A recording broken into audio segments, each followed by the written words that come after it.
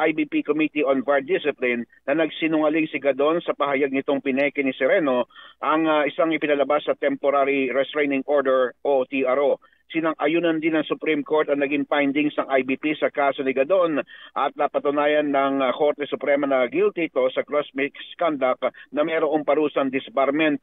Napatunayan pa ng SC na nakagawa ng perjury si Gadon sa paggawa ng mga aligasyon sa kanyang impeachment complaint laban naman kay Sereno na hindi binase sa kanyang personal knowledge o kaalaman o authentic record sa liwas sa kanyang sinumpang guarantee verification.